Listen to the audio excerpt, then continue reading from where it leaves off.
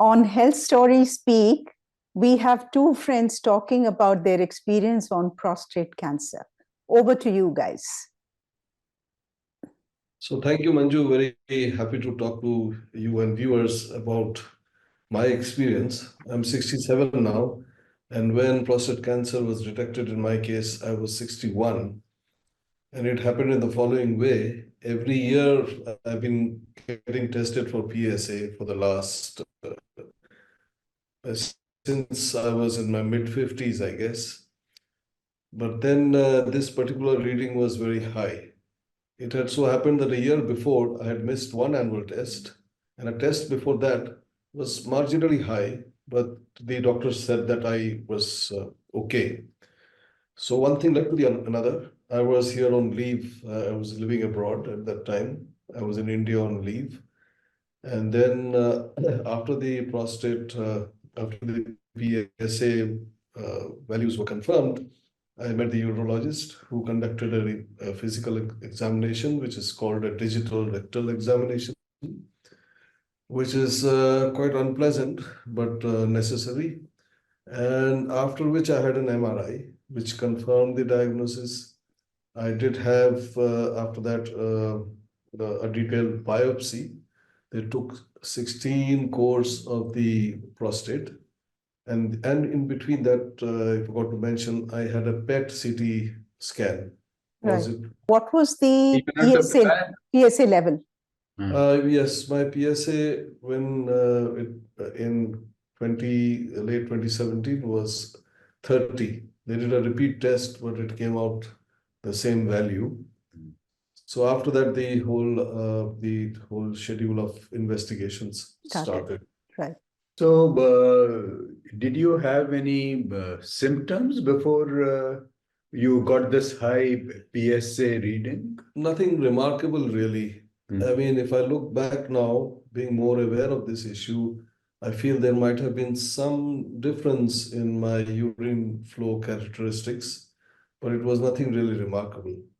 I think I should mention that a few years prior, maybe in 2013, I was advised again based on ultrasound examination to take some medication for urine flow, which I took, and it was all fine. So there was nothing remarkable about my symptoms, but looking back, I think the kind of mild symptoms I had should also make people aware that something could be the issue and to get a more thorough examination done. I would like to, just say here that even without symptoms, because in my case, I had no symptoms whatsoever. But my regular doctor, he said that since I was past 60, I should get a PSA test done. In those days, I wasn't getting any annual health checkup done. So the doctor said that I should get my PSA tested. And my PSA came to 5.4, much lower than what was yours, which was, I think, 30. Then he suggested that I must go and see a urologist or an onco-urologist. And after I met the doctor, he suggested a series of tests, just like in your case. And after every level of test indicated that there could be a problem, then they moved to the next level of tests until it ended with the biopsy, which confirmed the malignancy and the presence of prostate cancer.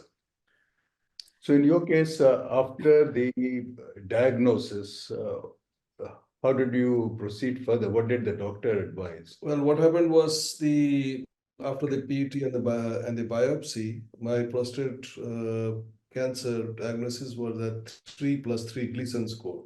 3 is the predominant grade, and the second grade is also the secondary grade, as doctors say. So 3+3 is kind of borderline. I mean, there is one protocol which says watchful waiting, in which the doctor advised I could have gone for that every 3 months take another PSA and see how it goes, and accordingly change your decision to go for a treatment protocol. But I thought about it, and then I decided I didn't want to leave the things in that state. I wanted to take a definite step.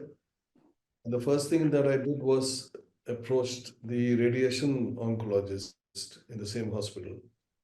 So the radiation oncologist advised that it is easily treatable with this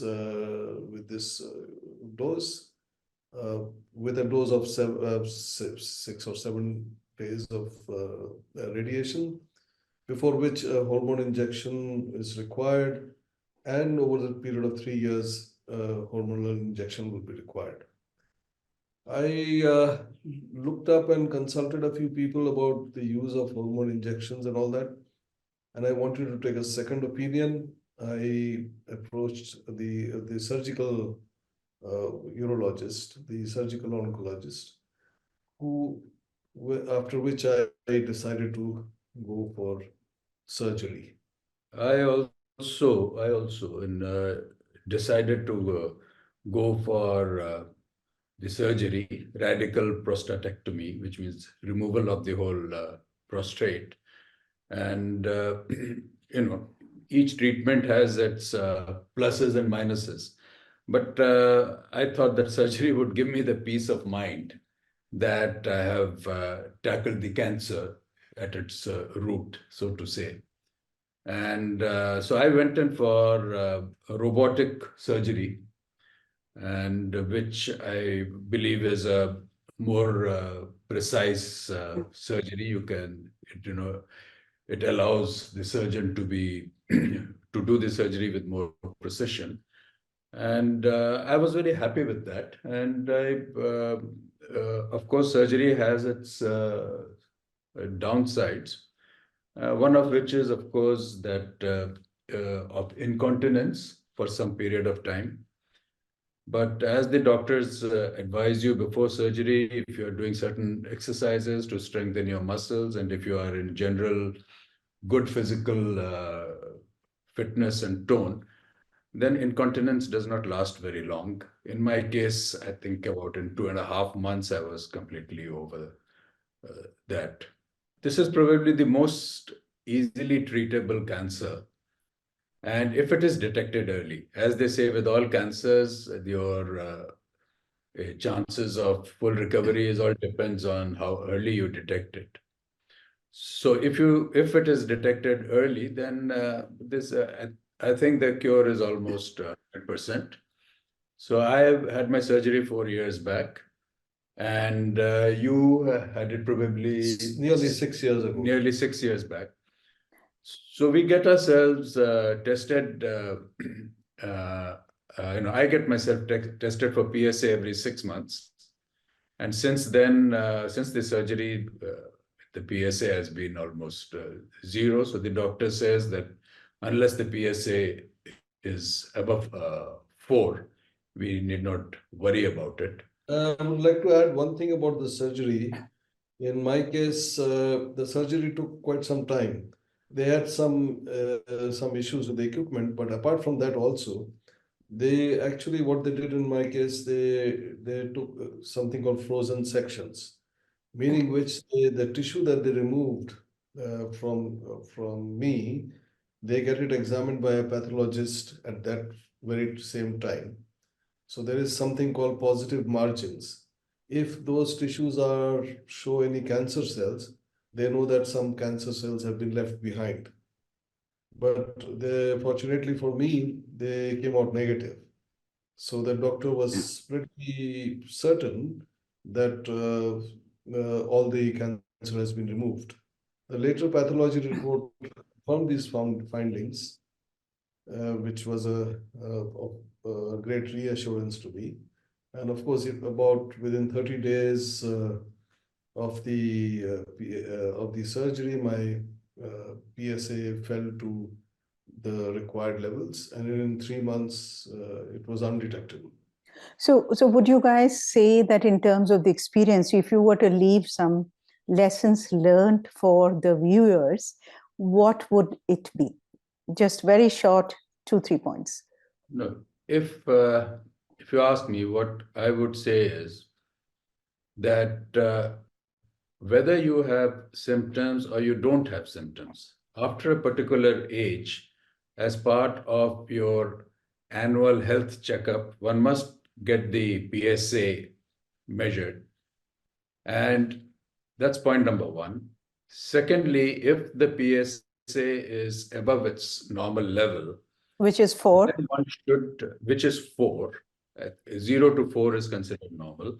So if it is above 4, one should then consult a urologist or an onco-urologist and diligently follow through the series of tests to ultimately, rule out cancer.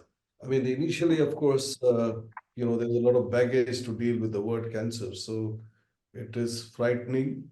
But there are so many resources out there to read about it and to understand. There are good books, good references to understand, what you're dealing with.